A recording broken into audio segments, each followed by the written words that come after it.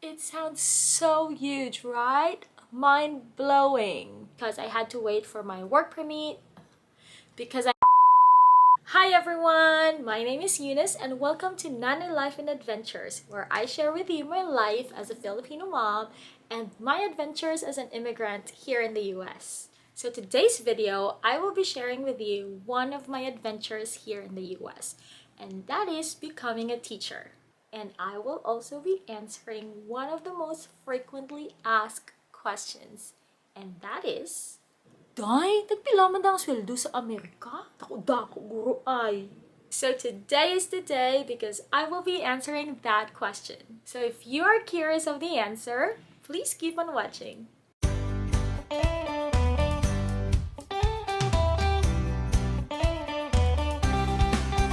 So just a little background about me. I moved here in the US in August of 2016, but I didn't really get my first job until February of 2017 because I had to wait for my green card and my work permit. Just like in the Philippines, there are both public schools and private schools for you to choose from if you wanted to teach here. Now, there are two types of salaries here. The first one is hourly and the second one is salaried. Hourly is when you are paid every hour of your service. So in a day, there's 8 hours and 40 hours a week.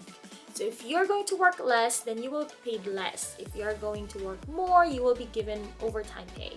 But if you're salaried, whether you work more hours or less hours, depending, you are still going to get the same amount of money. So public school teachers are usually paid salaried, while most private schools pay their teachers hourly. Now let's move on to the qualifications of becoming a teacher here in the US. If you want to be a teacher in a childcare setting, all they're asking usually is that you should have a bachelor's degree and an experience related to childhood education.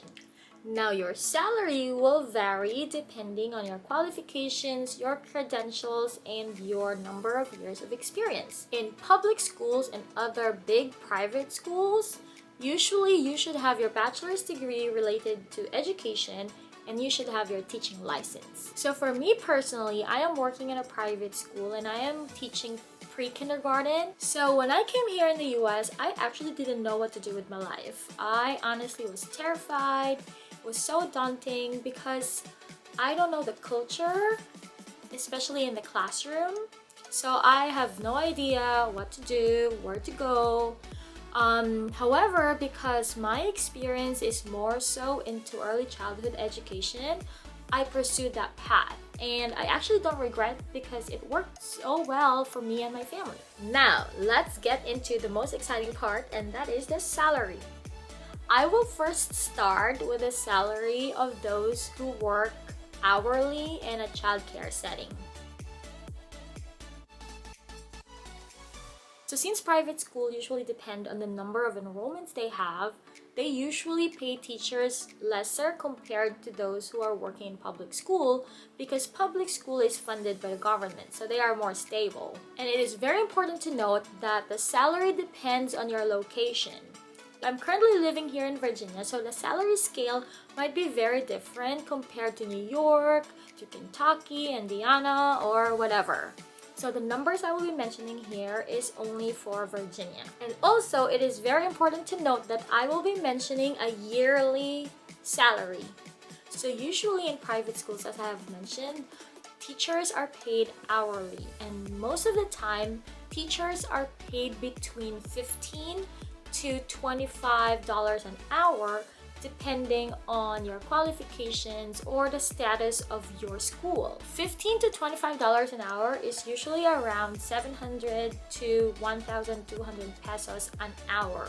So if you are going to work 8 hours a day, you will be getting between 5,600 to 9,600 a day.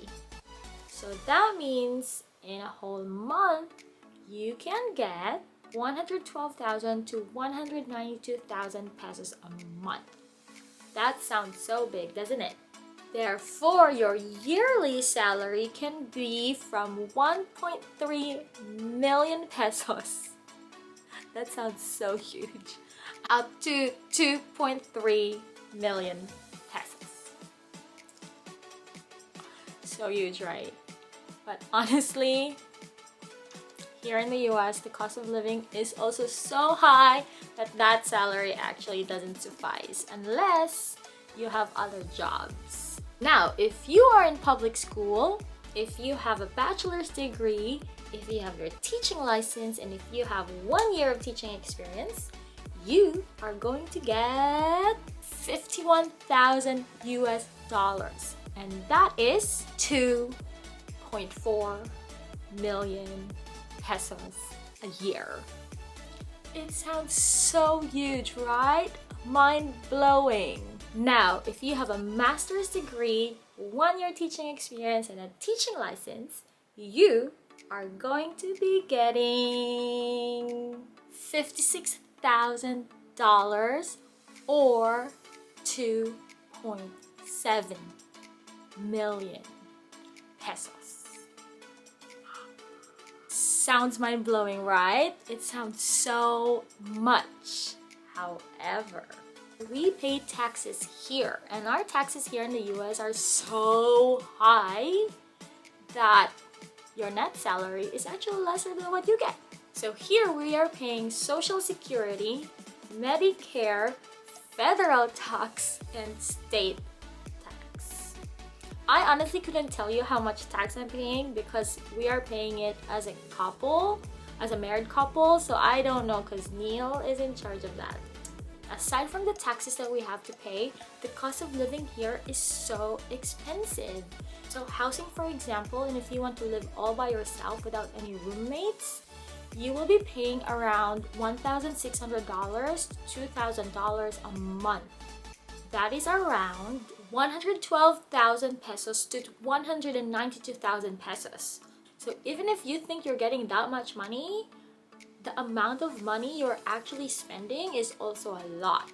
So if you're going to ask me how much money I make as a teacher, I kind of fall on the category between $15 to $25 an hour. I wish I could tell you how much exactly, but because of confidentiality, I couldn't. So the only thing I could tell you is I fall between that.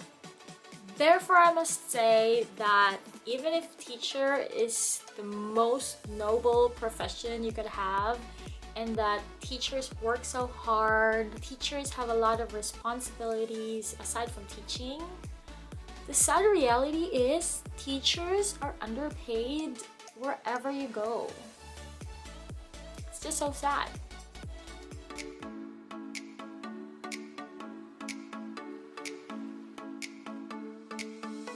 Thank you so much for watching this video. I hope this video answered your curiosity as to how much teachers are actually paid here in the US. Well, at least here in Virginia.